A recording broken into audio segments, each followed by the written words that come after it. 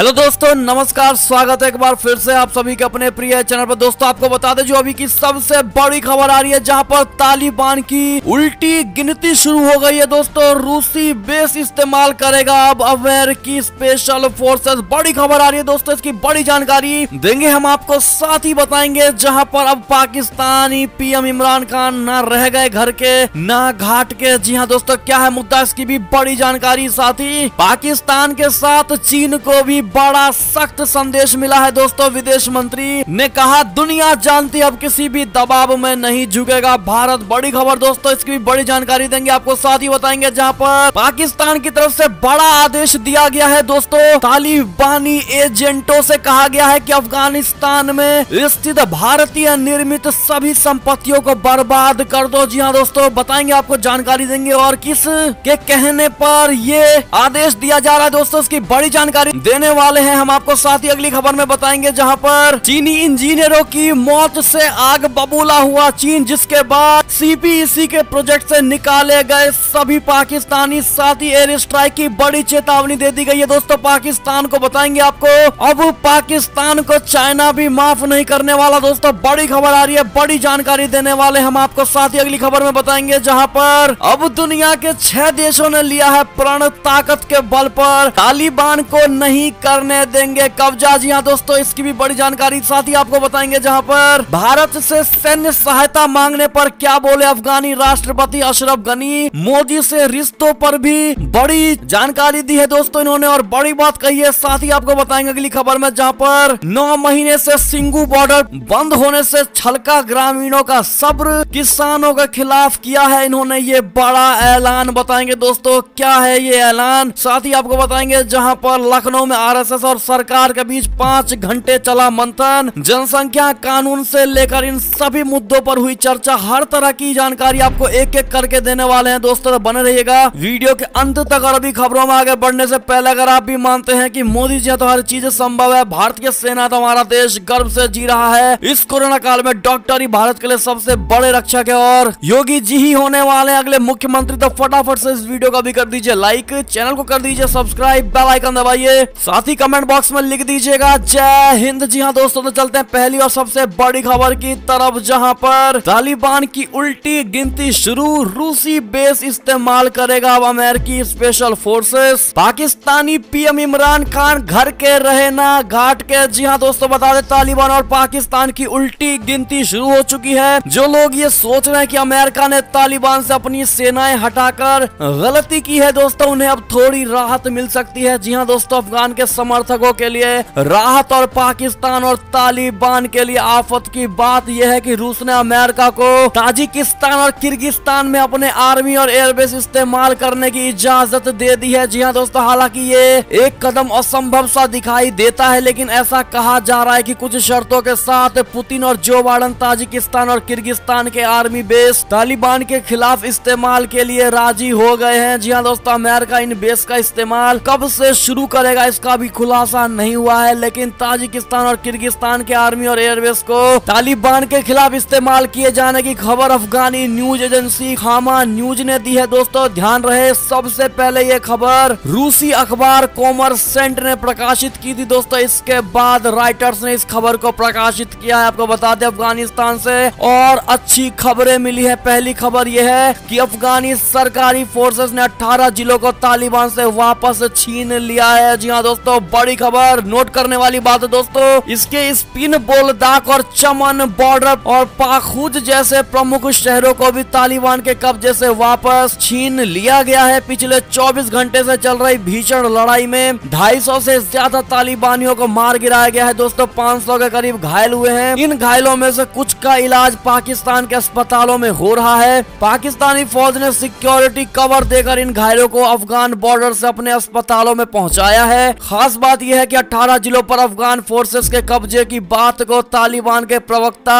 जबीउल्लाह मुजाहिद ने कबूल किया है दोस्तों, अपनी झेप मिटाने के लिए जबीउल्लाह ने किया है, कहा है कि ये इलाके काफी गरीब थे इसलिए आजाद कर दिए गए। असलियत ये है कि तालिबान का अफगानिस्तान के अधिकांश हिस्सों पर कब्जे का दावा झूठा है। पाकिस्तान का झूठ तंत्र अफगानी फोर्सेस का मनोबल गिराने के लिए फर्जी खबरें फैला रहा है। जी हाँ दोस्तों, समय बड़ी खबर आ रही थी तालिबान को लेकर लेकर, और अब अमेरिका बिल्कुल नहीं बख्शने वाला दोस्तों। ऐसे में क्या लगता है आपको, क्या अमेरिकी सेनाओं का बेस ताजिकिस्तान में रूस द्वारा उतारने दिया जाएगा दोस्तों? इस पर क्या मंथन होने वाला आपका कमेंट करके जरूर बताइएगा दोस्तों। और वीडियो लाइक नहीं किया तो लाइक जरूर कर दीजिएगा। बढ़ते अगली खबर की तरफ, जहां पाकिस्तान के साथ चीन को भी भारत की तरफ से सख्त संदेश। विदेश मंत्री बोले, दुनिया जानती है अब किसी के भी दबाव में नहीं झुकेगा भारत। बता दे, मोदी सरकार ने कल एक मंच से पाकिस्तान और चीन दोनों की ओर इशारों में सख्त संदेश दिया है दोस्तों। मौका आज से शुरू हो रहे मानसून सत्र के लिए भाजपा सांसदों को तैयार करने का था। इसमें देश की विदेश नीति पर मोदी सरकार के एक्शन की जानकारी देने विदेश मंत्री एस जयशंकर खुद पहुंचे और उन्होंने बता दिया कि मौजूदा सरकार की सख्त नीतियों के सामने कैसे पाकिस्तान और चीन जैसे देश की चालबाजियां कुंद हो चुकी हैं दोस्तों। उन्होंने डोकलाम और लद्दाख में चीन की हरकतों का हवाला देते हुए कहा है कि अब दुनिया को पता चल चुका है कि ड्रैगन की गुस्ताखियां अब भारत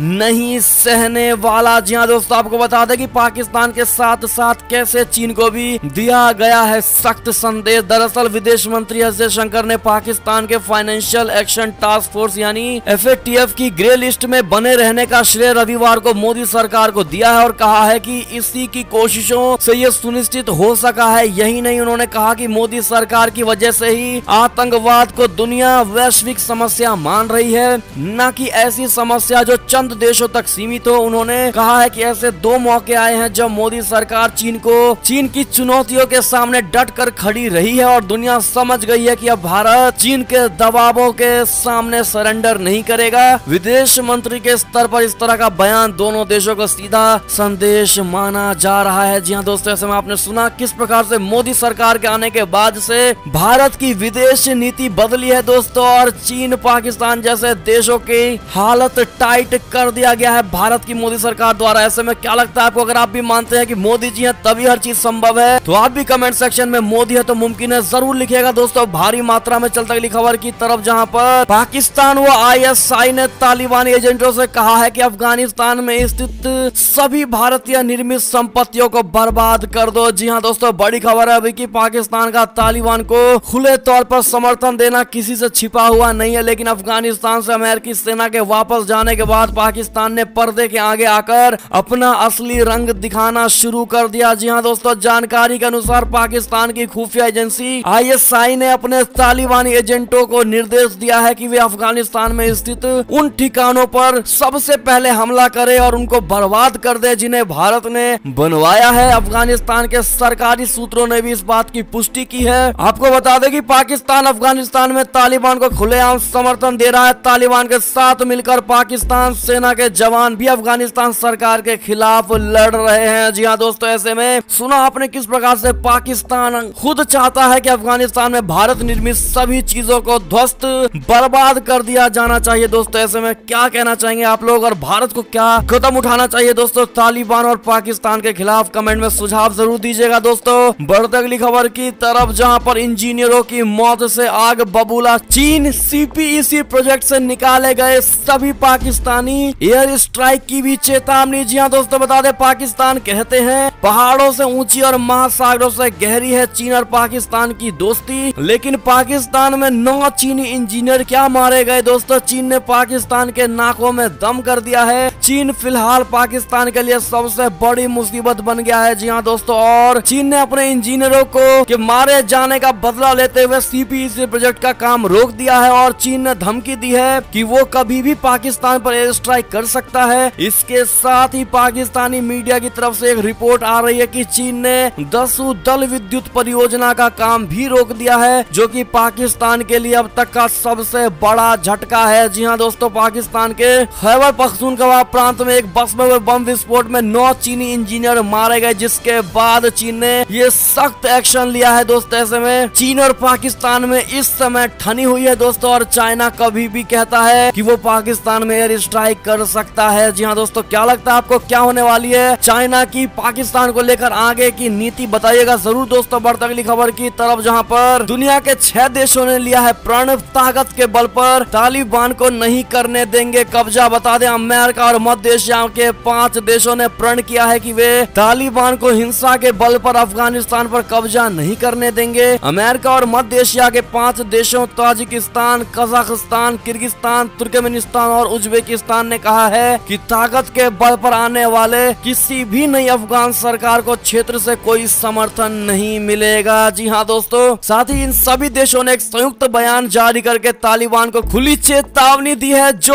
लगातार हिंसक हमले करके अफगानिस्तान के बहुत बड़े हिस्से पर अपना कब्जा कर चुका है। जी हाँ दोस्तों, ऐसे में एक एक करके अब सभी देश अफगानिस्तान के साथ आते हुए दिखाई दे रहे हैं दोस्तों, और तालिबान के विरुद्ध अपना विचार रखते हुए नजर आ रहे हैं। आपके क्या विचार होने वाले तालिबान को लेकर जरूर बताइएगा, और क्या भारत को अफगानिस्तान का साथ देना चाहिए दोस्तों? ऐसे दुख के मौके पर कमेंट में जरूर करिएगा। मुसीबत के मौके पर चलते अगली खबर की तरफ, जहां पर भारत से सैन्य सहायता मांगने पर क्या बोले अफगानी राष्ट्रपति अशरफ गनी, साथ ही मोदी से रिश्तों पर भी कही ये बड़ी बात। आपको बता दें दोस्तों, अफगानी राष्ट्रपति ने तालिबान के बढ़ते हमलों के खिलाफ भारत से सैन्य सहायता के लिए कहने से जोरदार इनकार किया है दोस्तों। उन्होंने कहा है कि भारत अफगानिस्तान के विकास में सच्चा भागीदार है। तालिबान को हराना हमारा काम है। अफगानिस्तान में अंतर्राष्ट्रीय गठबंधन या सेना के इस्तेमाल का समय खत्म हो चुका है। जी हाँ दोस्तों, साथ ही आपको बता दें कि अफगानिस्तान को भारत से क्या अपेक्षा है, यानी कि जब गनी से यह सवाल किया गया कि इस समय भारत से आपकी क्या अपेक्षा है, तो उन्होंने जवाब देते हुए कहा कि अभी हमारी भारत से कोई भी अपेक्षा नहीं है। भारत एक उल्लेखनीय भागीदार रहा है। मेरे प्रधानमंत्री नरेंद्र मोदी जी के साथ सबसे अच्छे संबंध हैं। वो बुद्धिमान व्यक्ति है। उन्होंने हमसे ऐसा कुछ नहीं मांगा है जिसके परिणाम स्वरूप हमारे लघु, मध्यम या दीर्घकालिक हितों का त्याग हो। भारत एक सच्चा साथी है। जी हाँ दोस्तों, ऐसे में भारत की जमकर तारीफ की गई है दोस्तों गनी के द्वारा। ऐसे में दोस्तों आप सभी थैंक यू गनी जी जरूर कह दीजिएगा। बढ़ते अगली खबर की तरफ, जहां पर तालिबान ने कर दी खटिया खड़ी, पाकिस्तानी आर्मी का हुआ सांप छुछुंदर जैसा हाल। आपको बता दें दोस्तों कि क्यों फंस गई है पाकिस्तान की आर्मी। दरअसल पूरी दुनिया जानती है कि पाकिस्तान ने ही तालिबान को न सिर्फ जन्म दिया है बल्कि उसे पाल पोस कर बड़ा किया है। लेकिन कहते हैं ना, जो सांप को पालता है सांप उसे भी नहीं बख्शता। आज पाकिस्तान का यही हाल हो रहा है दोस्तों। पिछले 15 दिनों में पाकिस्तानी आर्मी के कई बड़े अधिकारियों को मारा गया है। बलूचिस्तान, खैबर पख्तूनख्वा में कई आतंकी हमले हुए हैं, और जिस हमले से पूरी पाकिस्तान सरकार घुटने पर आ गई है दोस्तों। और साथ ही इतना ही नहीं, चीन के इंजीनियरों पर भी इनकी तरफ से ही हमला किया गया था दोस्तों। और ऐसे में किसी भी देश को पाकिस्तान की सफाई पर बिल्कुल यकीन नहीं हो रहा है दोस्तों। यहाँ तक कि चाइना को भी अब पाकिस्तान की सफाई पर यकीन नहीं है। लिहाजा चीन ने अपने 15 अधिकारियों को जांच के लिए भी पाकिस्तान भेज दिया है। बढ़ती अगली खबर की तरफ, जहां पर समुद्र में चीन ने बढ़ाई टेंशन। शार्क जैसा दिखने वाला रोबोटिक ड्रोन किया तैयार, दुश्मनों को चुपके से कर देगा तबाह। जी हाँ दोस्तों, दुनिया के अधिकतर देशों के खिलाफ आक्रामक रवैया रखने वाला चीन गुपचुप तरीके से अपनी सैन्य क्षमताओं में इजाफा करता नजर आता है। इसका ताजा नमूना है चीन का बनाया नया रोबो शार्क, जो कि एक अंडर वाटर रोबो ड्रोन है दोस्तों। चीन के इस शार्क जैसे दिखने वाले ड्रोन ने अब दूसरे देशों की चिंता एक बार फिर से बढ़ा दी है। जी हाँ दोस्तों, क्योंकि ये पानी के अंदर आसानी से दुश्मनों को चकमा दे सकती है। चीन की इस तरह की तकनीक अमेरिका, भारत सहित कई देशों के लिए टेंशन बढ़ा सकती है। जी हाँ दोस्तों, अगली खबर की अगर बात करें ऐसे में, तो चीन में मंकी बी वायरस सबसे पहले आया दोस्तों। बता दें, पहले संक्रमित मरीज की मौत मृत बंदरों की चीर फाड़ के वक्त आया था चपेट में। बता दें, कोरोना से जूझ रहे दुनिया के सामने अब मंकी बी वायरस का खतरा पैदा हो गया है दोस्तों। चीन में इस वायरस से संक्रमित मिले पहले व्यक्ति की बीजिंग में ही मौत हो गई। चीन के सरकारी अखबार ग्लोबल टाइम्स ने रविवार को ये जानकारी दी है। जी हाँ दोस्तों, अगली खबर की ओर चलें तो ब्रिटेन से खबर, जहां एप्लीकेशन ने बताया पीएम जॉनसन संक्रमित स्वास्थ्य मंत्री के संपर्क में आए पर आइसोलेशन में नहीं जाएंगे। जी हाँ दोस्तों, ब्रिटेन के प्रधानमंत्री बोरिस जॉनसन की पहचान देश के टेस्ट एंड ट्रेस प्रणाली के कोरोना वायरस से संक्रमित व्यक्ति के संपर्क में आने वाले व्यक्ति के रूप में की गई है। हालांकि हजारों ब्रिटेन वासियों की तरह जॉनसन 10 दिनों तक घर पर पृथकवास यानी आइसोलेशन में नहीं रहेंगे। जी हाँ दोस्तों, अगली खबर की बात करें तो कश्मीरी पंडितों की घर वापसी के लिए तैयार किए जाएंगे 6000 ट्रांजिट फ्लैग। काम में तेजी लाने के निर्देश दे दिए गए हैं। बता दें दोस्तों, बड़ी खबर आ रही है कश्मीरी पंडित को लेकर, जहां साल 1990 में जम्मू कश्मीर से पलायन कर चुके कश्मीरी पंडितों की केंद्र शासित प्रदेश में फिर से वापसी के लिए काम तेज कर दिया गया है। उपराज्यपाल प्रशासन कश्मीर में पंडित परिवारों के लिए 6000 से अधिक आवासों को तैयार करने के काम को तेज कर दिया गया है। इसके अलावा देश के विभिन्न हिस्सों से घाटी घाटी में प्रवासी समुदाय की वापसी को बढ़ावा देने के लिए कश्मीरी पंडितों के पंजीकरण का भी काम तेज हो गया है। जी हाँ दोस्तों, उपराज्यपाल मनोज सिन्हा ने शनिवार को आपदा प्रबंधन, राहत, पुनर्वास और पुनर्निर्माण विभाग की बैठक की अध्यक्षता की। इस दौरान उन्होंने अधिकारियों को कश्मीरी पंडित समुदाय की वापसी की सुविधा के लिए सक्रिय कदम उठाने का निर्देश दिया है। क्या लगता है दोस्तों आपको, क्या ये इनकी तरफ से उठाया जा रहा कश्मीरी पंडितों के लिए कदम सही होने वाला है? दोस्तों क्या इसका आप समर्थन करते हैं? कमेंट में जरूर बताइएगा, समर्थन करते हैं या नहीं। जी हाँ दोस्तों, अगली खबर की बात करें तो जर्मनी में हादसे का शिकार हुआ विमान, कई लोगों के मरने की खबर। जी हाँ दोस्तों, बचाव कार्य में जुटे हैं कर्मी। बता दें, दक्षिण पश्चिम जर्मनी में शनिवार को एक छोटा विमान दुर्घटनाग्रस्त हो गया और इस हादसे में कई लोगों की मौत हो गई। पुलिस ने यह जानकारी दी है। दोस्तों समाचार एजेंसी डीपीए की रिपोर्ट के मुताबिक ये बड़ा खुलासा हुआ। अगली खबर की अगर बात करें तो भारत के अंदर की खबर लेते हैं, जहां पर 9 महीने से सिंगू बॉर्डर बंद होने से छलका ग्रामीणों का सब्र, जिसके बाद किसानों के खिलाफ कर दिया ये बड़ा ऐलान। बता दें, कृषि कानूनों के विरोध में बीते 26 नवंबर से दिल्ली हरियाणा सिंगू बॉर्डर पर प्रदर्शन कर रहे किसानों से आसपास के इलाकों में रहने वाले लोग बेहद नाराज हैं। दिल्ली हरियाणा को जोड़ने वाले सड़क कब्जा लेने की वजह से सिंगू बॉर्डर के आसपास के लगभग 40 गांव के लोग परेशान हैं। इन गांव के लोग सड़क खुलवाने के लिए पिछले 9 महीने से कभी प्रशासन से तो कभी किसान नेताओं से अपील करते आ रहे हैं। इन अपीलों का कोई असर न होते देख ग्रामीणों ने अब सिंगू बॉर्डर पर एक तरफ से रास्ता खुलवाने के लिए आर पार का मन बना लिया है। इसके लिए सिंगू बॉर्डर से सटे गांवों के लोग लगातार महापंचायत कर रहे हैं। महापंचायत में ग्रामीणों ने फैसला लिया है कि सिंगू बॉर्डर को एक तरफ से खुलवाने के लिए उन्हें अब सड़क पर उतरना ही होगा। जी हाँ दोस्तों, महापंचायत की अगुवाई करने वाले हेमंत नंदल के मुताबिक सिंगू बॉर्डर के आसपास के 35 से ज्यादा गाँव के 2000 से ज्यादा लोग 21 जुलाई को करनाल मानेसर एक्सप्रेसवे पर सुबह 9 बजे इकट्ठा होंगे। इसके बाद वे लोग इकट्ठे होकर सिंगू बॉर्डर की ओर कूच करेंगे। हिंसा के सवाल पर हेमंत नंदल ने कहा है कि हम लोग निहत्थे जाएंगे। पिछले 9 महीने से हमारे गांव वालों की ही पिटाई हो रही है। हमने ना तो कभी हाथ उठाया है और ना कभी हाथ उठाएंगे, लेकिन सड़क पर चलना हमारा निजी अधिकार है। जी हाँ दोस्तों, ऐसे में बड़ी खबर आ रही थी सिंगू बॉर्डर से दोस्तों किसानों के विरोध को लेकर। ऐसे में आपकी क्या राय होने वाली है, कमेंट करके जरूर बताइएगा। अगर आप भी मानते हैं कि एक साइड का रोड जरूर खोल देना चाहिए दोस्तों, क्योंकि आसपास के रहने वाले लोगों को काफी परेशानियों को झेलना पड़ता है दोस्तों। ऐसे में क्या राय होने वाली है दोस्तों, आपकी कमेंट करके जरूर बताइएगा। चलते अगली खबर की तरफ, जहां पर उत्तर प्रदेश से खबर लेते हैं कि लखनऊ में आरएसएस और सरकार के बीच 5 घंटे चला मंथन। जनसंख्या कानून, धर्मांतरण समेत इन मुद्दों पर हुई चर्चा। बता दें, यूपी चुनाव की तैयारी में जुटी बीजेपी की संघ के शीर्ष नेतृत्व संग एक अहम बैठक समाप्त हो गई है दोस्तों। 5.5 घंटे लंबी चली इस बैठक में सीएम योगी आदित्यनाथ भी मौजूद रहे। बैठक में सरकार के कामकाज पर तो चर्चा हुई ही है, साथ ही चुनावी रणनीति पर भी विस्तार से बातचीत हुई। जी हाँ दोस्तों, दोपहर 2 बजे से जारी इस बैठक में सीएम योगी संघ का शीर्ष नेतृत्व लगातार चर्चा करता रहा। 2022 के यूपी चुनाव पर तो मंथन हुआ ही,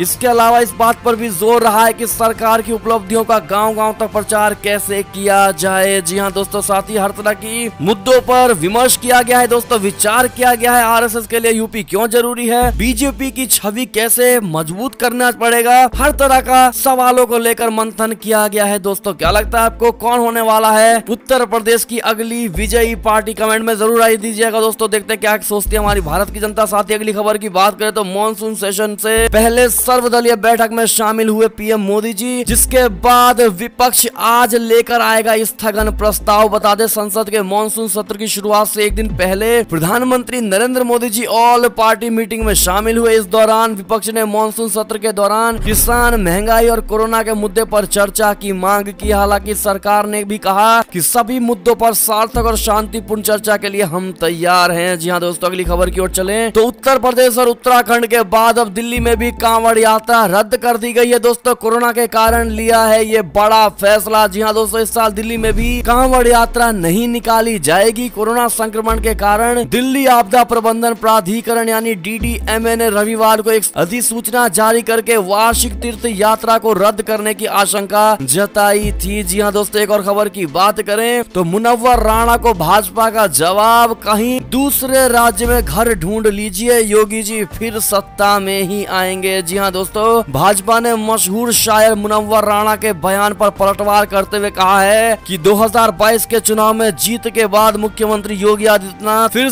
प्रदेश के मुख्यमंत्री बनेंगे, इसलिए उन्हें किसी दूसरे राज्य में घर ढूंढ लेना चाहिए। भाजपा प्रवक्ता राकेश त्रिपाठी ने कहा है कि मुनव्वर राणा को इस देश व प्रदेश ने भरपूर सम्मान दिया है और अब वो सियासी बयानबाजी कर रहे हैं। राणा सियासत में मजहबी रंग घोलने का काम कर रहे हैं। जी हाँ दोस्तों, अगली खबर की ओर चलें तो योगी जी की जनसंख्या नियंत्रण नीति का नीतीश ने किया विरोध, तो शिवसेना बोली समर्थन वापस ले बीजेपी। जी हाँ दोस्तों, शिवसेना नेता संजय रावत ने पार्टी के मुखपत्र सामना में अपने साप्ताहिक कॉलम में जनसंख्या नियंत्रण पर योगी आदित्यनाथ के मसौदे का स्वागत किया और कहा कि मुख्यमंत्री को इस कदम के लिए बधाई दी जानी चाहिए। हालांकि उन्होंने कहा कि चुनावी फायदे के लिए इसे पेश नहीं किया जाना चाहिए। बिहार के मुख्यमंत्री नीतीश कुमार द्वारा बिल का विरोध करने पर राउत ने कहा कि अगर नीतीश कुमार कानून का विरोध करते हैं तो भाजपा को नीतीश कुमार सरकार से अपना समर्थन वापस लेना चाहिए। जी हाँ दोस्तों, ऐसे में कितने भाइयों को लगता है कि कहीं ना कहीं संजय रावत एक तरफ से सही कह रहे हैं, क्योंकि भाजपा का ये जनसंख्या कानून बहुत सही कानून है दोस्तों, और ऐसे में जो भी इसका अपोज करता है वो कहीं ना कहीं देश के लिए नहीं सोच रहा है। दोस्तों क्या लगता है आपको, कमेंट करके आप जरूर बताइएगा। क्या जनसंख्या नियंत्रण कानून योगी जी की तरफ से लाया गया बिल्कुल सही कानून है, आप इसका समर्थन करते हैं या नहीं, बताइएगा जरूर दोस्तों। और ये थी अब तक की सबसे बड़ी खबर। आपको हमारी खबरें कैसी लगी दोस्तों, आशा करता हूँ बहुत अच्छी लगी होगी। अगर थोड़ी भी अच्छी लगी तो इस वीडियो को अभी अपने भाई बंधुओं में व्हाट्सएप, फेसबुक, ट्विटर के जरिए पूरे भारत में शेयर करना बिल्कुल मत भूलिएगा। और अभी कर दीजिए इस वीडियो को लाइक, चैनल को कर दीजिए सब्सक्राइब, बेल आइकन दबाइए, साथ ही कमेंट बॉक्स में लिख दीजिएगा जय हिंद जय भारत। तो मिलते हैं आपसे अगली बड़ी खबर में, तब तक अपना ख्याल रखिएगा। बहुत बहुत धन्यवाद बने रहने के लिए।